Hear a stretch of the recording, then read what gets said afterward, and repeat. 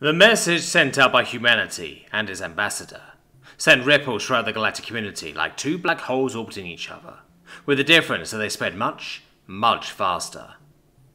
Although some of James's more heated moments, having edited out by the media professionals on the human side, and the response of the career politicians around the human territories turned out more measured, if firm, the message in the end remained the same. They wanted no war, but they wouldn't take this lying down. Humanity demanded answers. And after they had openly demanded them, they weren't alone. Just mere weeks ago, I openly endorsed Ambassador Aldwin for the open position in the Galactic Council that I am currently filling. Acting Councilwoman Laura Porther explained, standing not isolated in a room filled only with cameras and professionals like James had done, but in front of thousands of people, hanging onto her every word instead. Bright lights were all around, both flashy and constant, reflected from her eyes as well as her shiny, colourful feathers and beak. I did so shortly after talking to him personally, within the estate of the Leader Supreme, and with the recommendation of multiple council members. Council members that have been held in high regard by my predecessor, the late Councilman Ruggiero, and council members that you have recently heard me mentioned by name in the recent speech of Ambassador Aldwin. A murmuring went through the crowd, and the intensity and frequency of bright flashes of light increased, causing a loud mess of white noise she had to wait out before continuing. She used that time to clear her throat and close her eyes for a moment. As she remained silent, the noise slowly died down again, and she opened her eyes once more. During my conversations with him, Aldwin acted very differently from what you see displayed today, and what he told me then matched with the speech he gave, while he was, as we know now, allegedly being held against his will. She continued in a firm voice, her hands constantly in motion as she also signed everything she said. At the time, I had no notion of the fact, and today I still don't know if every or any of the accusation he makes are true. However, I won't lie to you. Ever since that broadcast, I have been thinking, and while I was at the estate, I was not alone with the ambassador. Not a single time. Someone was always with us, without fail. At the time, I thought nothing of it, and many still might not. However, admittedly, it has been on my mind. Another eruption of noise from the crowd, and another storm of flashing lights, even more intense than the first, making her eyelid flutter with each time it lit up. So you are supporting the humans' claims, acting councilwoman? One reporter, who apparently just couldn't contain himself any longer, loudly asked over the murmuring. Immediately, she could see marshals hurry over towards him in order to reprimand him for the interruption, wherever the damage was done. The question was already on every recording. Even if it was a mistake not to ignore it, she couldn't ignore it now. Laura Porther took a deep breath and very deliberately waited for the noise to die down, more completely this time. This life of constant speeches and paparazzi circling just wasn't for her. She had learned that during her brief time as an acting council member. However, she would still fulfill her role, just a bit longer, and she would do it right. At this time, nobody truly knows everything that really happened. Nobody but those who have been directly involved. Therefore, I won't make any claims to who is right or wrong at this point. She replied slowly but certainly, her signing emphasizing each and every one of her words.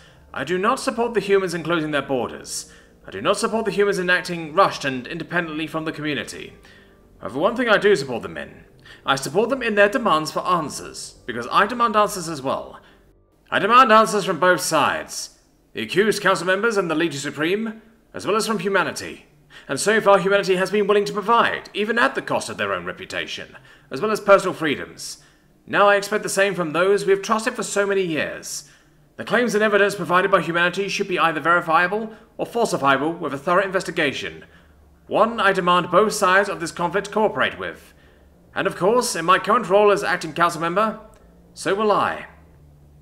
Of course, such an announcement did not go without a reaction, and the horde of reporters could barely hold themselves back from pressing against the barricade, separating them from the podium, behind which stood the Laura Porther. And of course, after she had made the mistake of indulging one of them one time, many of them immediately assumed that all rules are off now. This time she did not react to any of them. The mess of questions would barely be decipherable in the recordings anyways, and no one would be able to fault her for not picking out a single one among them to answer. The marshals now also stepped in to remind everyone that the direct addressing of the acting councilwoman was not over yet, and that they should behave themselves if they didn't wish to be removed from the premises. They would get to ask their questions, all of their questions, but only once it was their turn to do so. Unbeknownst to them, that time would come sooner than they expected, and the only thing holding them up was themselves. It took them several minutes to quiet down again, and all the while, Laura Polther waited patiently, her claws firmly on the podium in front of her and not giving them anything new to latch onto, until she finally had their full attention again. She would not let them walk all over her. Only once things were quiet enough for her to hear her own breathing again, and she was sure enough that the eyes of the crowd rested upon her, did she speak up again. "One after the other, and in an orderly fashion," she explained very deliberately, and swayed her head side to side to look all over the faces in front of her. "You may now ask your questions." Of course, several dozens of paddles, indicating unanswered questions, were raised high among the crowd. As it were way too many to comfortably pick out one of them from her raised position, she left it to her coordinated team of marshals to call upon them, without it causing chaos. "We cut raw 10 to 10 News," the first reporter introduced themselves. Of course, the biggest news network has sent one of her own people. And the Lars Zanherthai had his head feathers agitatedly raised as he spoke. "Acting Councilwoman, what is your opinion on the Human's proposal to not reinstate the current, long-running Galactic Council?" It was apparently a quite pressing question, because many of the paddles in the crowd were lowered after it had been asked, and it almost seemed like many of the reporters were holding their breath while waiting for the answer, if only to not ruin the recording. Laura Polther thought about her answer. Of course, she had thought about it before, but she had to reconfirm it with herself once again. However, in the end, there was only one real and honest reply to a question like that. It was really lucky for her that she never had any plans of getting re-elected anyway. It meant that there was no conflict for her in saying it. "Even though I have only been fulfilling this role for a short time, I am currently a member of the Galactic Council," she said finally, and inadvertently she clacked her beak a few times without even noticing. "And as such, I am in no position to tell the people if they should or should not reinstate the Council. I can make recommendations, of course. However, I feel like they will be a waste of breath. It comes down to whether the people still trust the current Council to lead and represent them properly.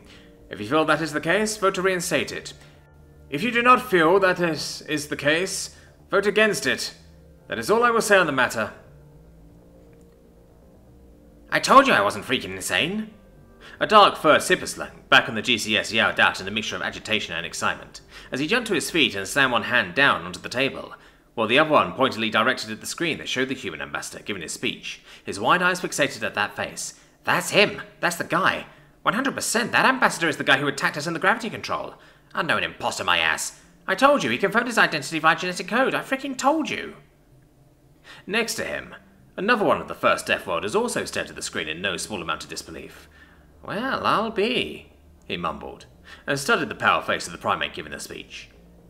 Admittedly, he had dismissed the ravings of his friend so far, putting it down to stress or trauma or maybe just an affinity for drama. However, this changed things. Guess he just admitted to that much. He couldn't really think of much more to say. Apparently the same was true for his friend, because he just repeated, "I freaking told you!" You're right. You did tell me, sorry for blowing you off," the second Sipperslang immediately admitted, and he honestly did feel sorry about it.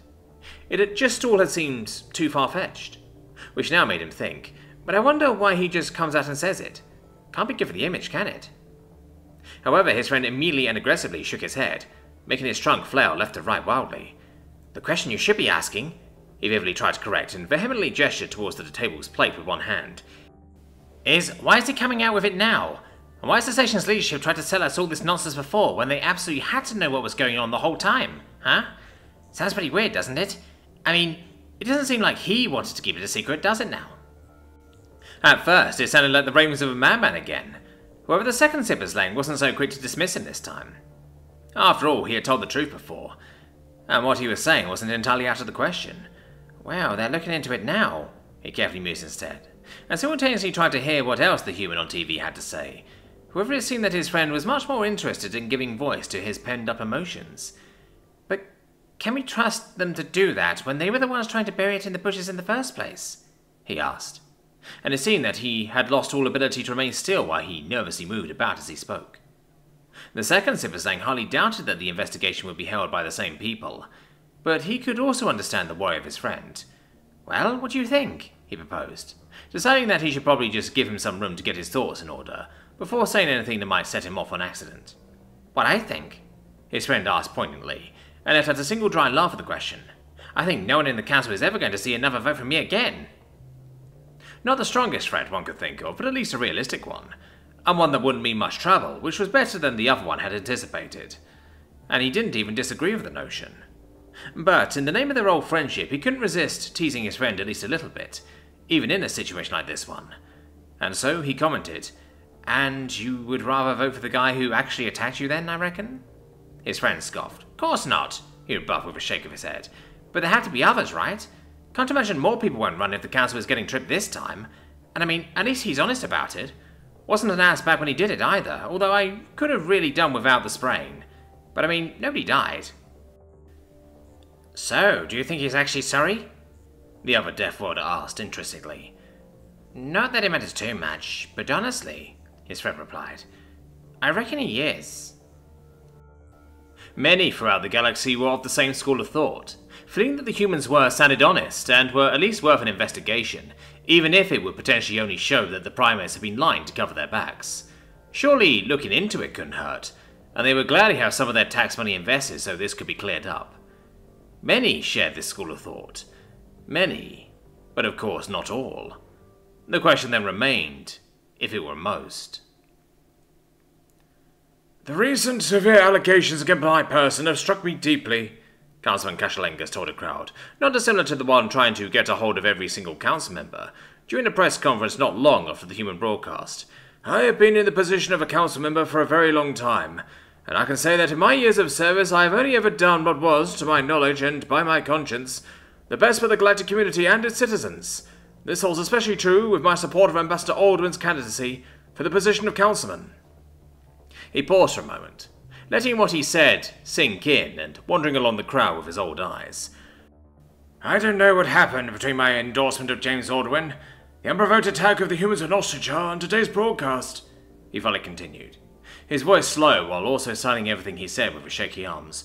"But back when I talked to him shortly after the attack on the GCS, during which he lost his arm, he had a strong vision that he followed.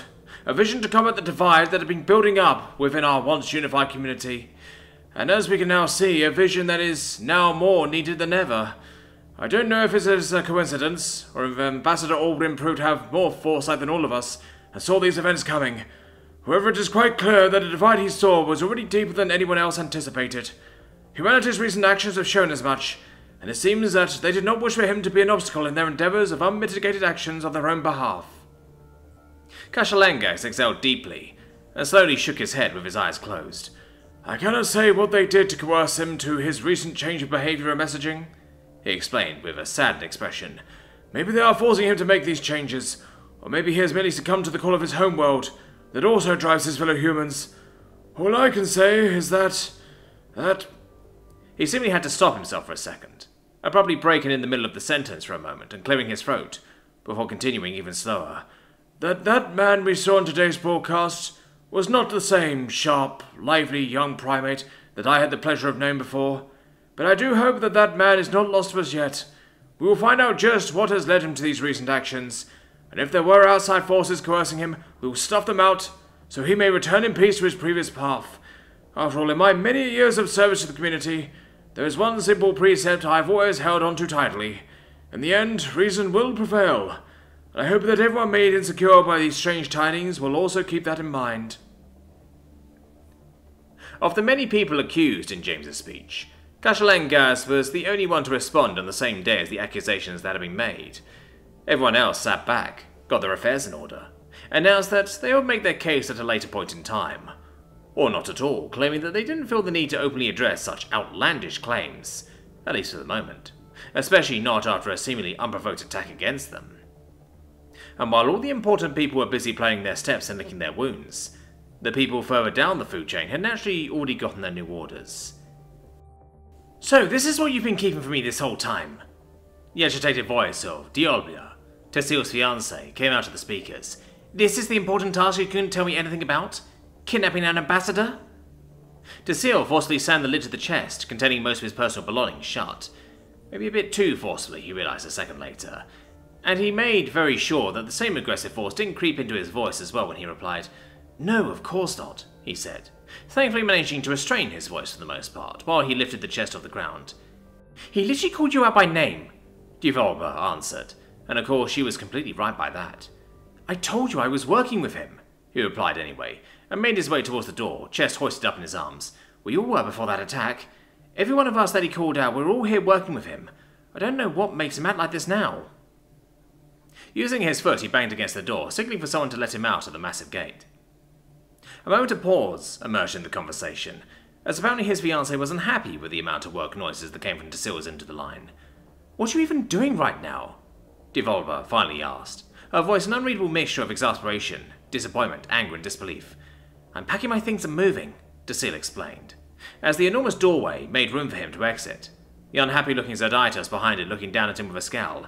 We've got new orders. We're being moved to a new ship. Now? Devolver asked unbelievingly. Now of all times? Don't you think you should maybe resolve this issue first? There's a serious accusations raised against you. Tasil sighed, not out of exasperation or annoyance. He was just tired, and he hoped she could hear as much in his voice. I can't decide what kind of orders I am getting, he exhaustedly explained, but I'm quite sure that I will be suspended from duty soon enough once the investigation begins. And will you come home then? Devolver asked, her voice quite empty. Despite her not able to see him, Tasil shook his head. I don't know, he replied. It depends on what they decide. Now Devolver sighed as well. Listen, we need to talk about this, she said soberly, but in person, not like this. Yes, I know, Tasil replied. A moment of silence broke out between the two, as Tasil quietly carried the chest through the big, largely empty halls. I'm going to hang up now, Devolver then informed him after a few seconds, as she apparently didn't know how else to end the conversation at that time. Tasil couldn't even protest. Take care of yourself, was all he said. He wanted to add that he loved her, but he knew she wouldn't want to hear it at that moment. You too, Devolver replied, only seconds before she entered the call. Exhausted, Tasil sighed once again, while he suddenly made the rest of the way to the salon, where he and his colleagues were arranged to meet before their departure. As expected, Haifati was already waiting for him when he arrived, sitting upright on her own personal chest, and uninterestedly swiping across her assistant. However, Reprig was nowhere to be seen. Tasil checked the time on his own assistant, feeling like he had already been pushing it with arriving on time. Wonder if maybe he had just missed him. The avian turned towards Haifati and asked, Have you seen Reprig yet today? Although the absence of his personal belongings suggested that so far the Sipperstang had not yet found his way here. And indeed, after a moment of seemingly ignoring Tasil, Haifati finally let her assistant sink slightly, and glanced up at him over his edges. No, I don't know where he is, she replied in a tone that made it sound like she wasn't really surprised to be left waiting, but definitely disappointed. For a moment, Tasil felt a twinge of worry for his colleague. After all, the enormous estate was quite hard to traverse, even for those who had not lost their leg in the line of duty. However, disabled or not, in the end the Death Rider was still more mobile than many were, and would hardly have succumbed simply to the circumstances. I do hope he won't make us wait here much longer, Haifati added after a moment of pause, and focused back onto our assistant absent-mindedly. We do have a schedule after all, and I don't think our pilot will be happy about having to wait for us. Tasil could sympathize with that. He also wasn't happy about the prospect of having to wait right now, which is why he had arrived too late in the first place. I'll go see if I can't find him, he announced, and put his personal chest down onto the floor. Please message me should we somehow manage to miss each other. Sure, if that's what you're feeling like, his colleague replied dismissively, and Tasil had the feeling that she hadn't exactly been listening. It was quite unlike her. However, he also couldn't imagine anyone acting quite normally after the things that had happened in the past few days. She likely just had other things on her mind, just as he had. As he once again made his way through the massive estate to try and find his other colleague, he expected that both of them were worried about their future just as much as he was about his. It wasn't every day that the galaxy stood at the brink of war, and you were named specifically as one of the direct causes for it. It quickly became clear that Reprig wasn't in his room. Also, were his personal belongings already packed up and brought away, as no further trace of the room being lived in remained, apart from some general signs of use that had accumulated over their stay here. Now the question was, where could he have gone? And since the only two simple answers to that question had both turned out to be false, it seemed the best way to find out would be to simply try and message Reprig. Maybe he simply needed a reminder of when they were supposed to meet up. Tasil didn't bother writing anything out, feeling that it was enough to just quickly send a message through the line to get Reprig's attention, whatever he may have been doing at the time.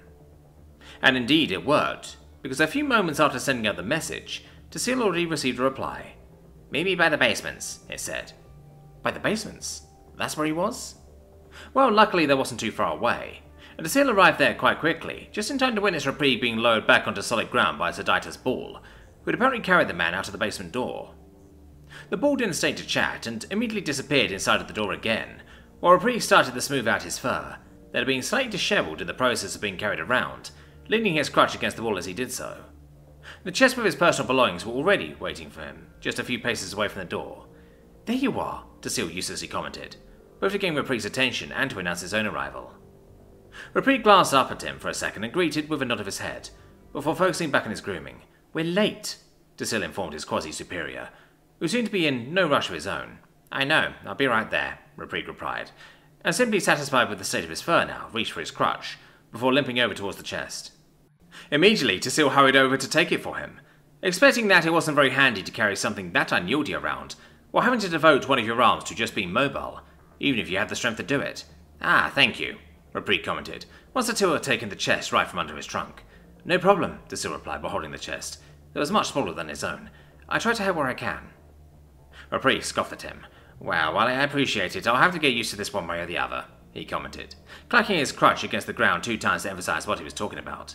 "Much unlike our human friend, who I have to thank for it, this crutch is here to stay." Dasil released a short breath and ruffled his feathers. "I don't know if I should worry or admire you for coming along anyway," he commented, and tried to avoid looking at the mere stump, the remainder of Reprieve's leg. However, Reprieve dismissed him with a grunt. "Sitting around idly is not for me," he explained, and each step he took filled the large halls with a brief wooden clacking. "Besides, recently, I have felt the need to exchange some words with the good captain anyway, so I might as well return to his service." "The captain?" Dasil asked interestedly, and tilted his head to the side to look down at the smaller man easier. "Yes," Reprieve replied, and glanced up at Dasil, lifting his trunk. "Recently some of the things he has said in the past have been on my mind a lot. Admittedly, I dismissed him back when he said them, but now I feel like there might be something more to it, and I want to ask him personally." Dasil let out an interested chirp and thought about pursuing the conversation further for a moment. However, Reprieve already continued talking before he could formulate his thoughts. "Can I ask you a question as well?" he asked, and then he lifted his gaze up at the much larger avian. "Of course," Dasil replied, wondering why he would even ask instead of just going ahead and doing it. Without further hesitation, Reprieve then asked, "Why did you fly after the humans after they escaped from the estate? Surely you had no delusions of stopping them. We all saw that even staying close to them was quite a dangerous endeavour. So what led you to decide to do it anyway?" Dasil paused for a moment, tilting his head to the other side to avert his gaze, as he thought about how to phrase his answer. If he was perfectly honest, he didn't have an entirely good reason back then. He had almost acted on instinct, his body just moving on its own without much conscious input on his part. "I guess," he finally said, almost more musing aloud than directly answering Reprieve's question, "I just needed to see it for myself. I needed to see myself if they were really going, that he was really gone. I wanted to witness the world crashing down around us with my own eyes, at least." Reprieve didn't say anything, apparently just accepting that answer. "You know, it's almost funny," Dasil then added with a brief, empty snicker. "He actually warned me to stand back shortly before they were jumped out via hyperspace. Just shouted out to me like it was the most normal thing in the world." Reprieve also chuckled at that. "Well, that doesn't really surprise me," he said, and reached around with his free hand, holding onto one of the corners of his crutch. "Shortly before he left, he also offered me a new leg. Or that was most certainly a jest meant to agitate me. He does have a new arm now, so maybe it was a little more than that." Dasil felt his voice stop for a second, as he swallowed some blocking in his airways. "You haven't actually considered that, have you?" he asked hesitantly, feeling his feathers stand up at the thought. "Of course not," Reprieve denied, although he didn't sound quite as offended at the insinuation as Dasil had expected him to be. "No, I'm just playing with the hand I've been dealt." Dasil slowly nodded his head and clacked his beak absent-mindedly.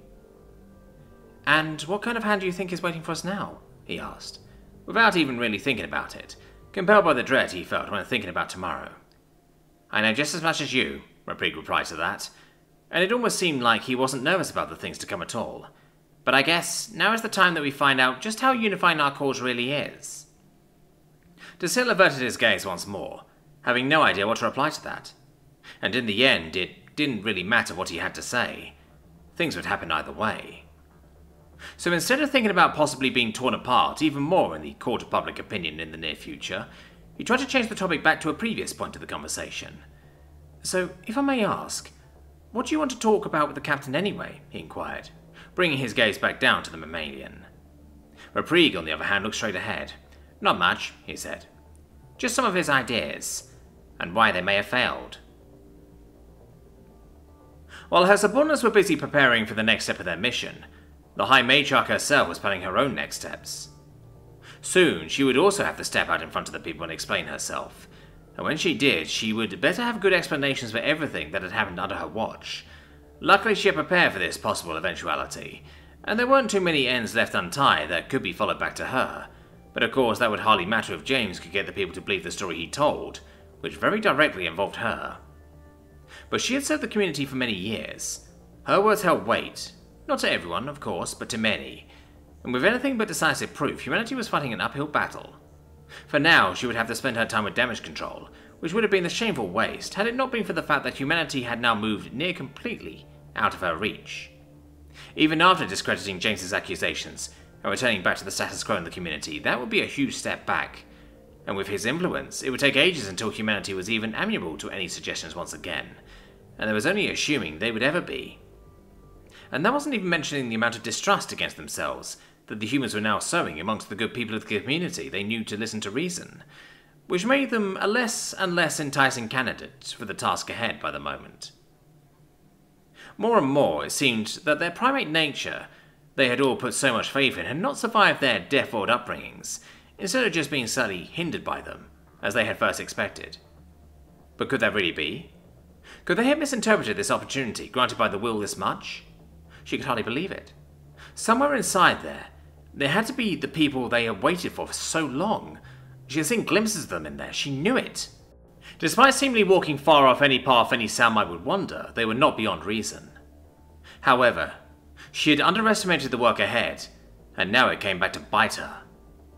Of course, it had long been clear that James himself had been beyond saving for a while, apparently having succumbed to his most carnal desires. However, she had not expected even him to be this far gone of an individual, to the point where he couldn't even fulfill his task only temporarily, until a more fitting replacement had been found. She had been too optimistic in that regard, maybe even impatient. She had not wanted to wait, even though she should have, and she had therefore turned him from a meaningless anomaly to a severe annoyance. It would hardly matter in the long run. She was confident that they could overcome this crisis, and the will would provide further opportunities for them. They would just have to wait, beyond their own lifetimes if necessary. Different from many of her like-minded ones, Tur was not afraid to not witness the necessary change during her own existence. If it was now her task to undo the damage done, and to then leave the task ahead for the people to come after her, she was content with that. However, it was slightly disappointing, especially after such an objectionable loss, such as that of the latest Durofren. Of course, another would take his place soon enough, but it would still leave a disagreeable void for some time, and then while she had good use for an additional competent trunk. At least he had fulfilled his duty to the last, and his death now made things considerably more difficult for the humans. But still, the lack of dependable help was still just as disappointing as the possibility of having wasted her one and only shot at living through the historic times they had dreamed of for so long herself. Suddenly, a sound came from one of the computer terminals she used for her work.